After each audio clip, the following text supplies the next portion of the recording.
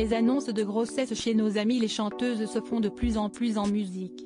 En 2011, Beyoncé avait révélé être enceinte sur la scène des MTV Video Music Awards. Récemment, c'est Rihanna qui profitait de la mi-temps du Super Bowl qu'elle avait la lourde tâche d'assurer pour annoncer qu'elle attendait son deuxième enfant, 9 mois après la naissance de son fils, fruit de ses amours avec le rappeur A$AP Rocky. À l'automne 2020, c'est Tamara Marthe de son vrai nom, qui révélait par le biais du clip de sa chanson intitulée Boy, l'arrivée prochaine de son premier enfant et le sexe de ce dernier par la même occasion. Le petit garçon a pointé le bout de son nez le 22 janvier 2021 pour le plus grand bonheur de sa maman. C'est n'a jamais officiellement dévoilé l'identité du papa et le visage de son fiston prénommé Tahoma. Elle n'hésite en revanche pas à partager certains moments passés en compagnie de son bébé avec ses abonnés. Le dernier en date remonte à cette matinée du jeudi 23 février. Mère et fils ont partagé une petite séance de lecture du Roi Lion. Mais manque de peau, le livre censé faire de la musique au fil des pages n'avait plus de piles. C'était sans compter sur les bons tuyaux.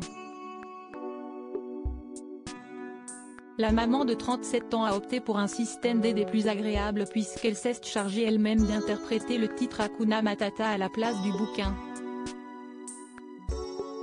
Un moment dévoilé en vidéo dans sa story Instagram, voir notre diaporama, pendant lequel on peut entendre Tahoma gazouiller et rire aux éclats. Ou l'avantage d'avoir une maman artiste. Une maman comblée et bouleversée. Ne s'étale pas sur le sujet tous les jours mais elle a fait une exception quelques semaines après la naissance de son fils. Elle révélait tout l'amour qu'elle ressentait pour son fils dans l'émission Insomnie sur France TV, je ressens un amour absolu que je n'avais jamais connu avant. C'est quand même assez fou et assez dévorant. Tu découvres des parties de toi, des émotions que tu ne connaissais pas avant. Je l'ai dans la peau pour la vie. Et c'est fort, c'est intense. Si elle a fait la rencontre d'un des hommes les plus importants de sa vie, elle a aussi fait connaissance avec l'angoisse. Avec cette naissance est née une angoisse qui sera là à vie mais elle n'est pas forcément négative. De cette angoisse je ne pense pas pouvoir être totalement libre comme j'ai pu l'être avant qu'il soit là. Je ne peux plus m'en foutre comme avant car maintenant, toutes mes décisions me concernant concernent aussi mon enfant.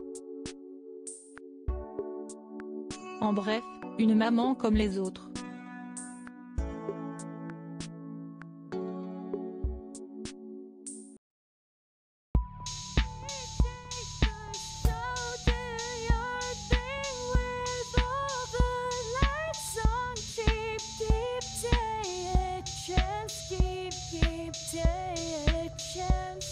You can just keep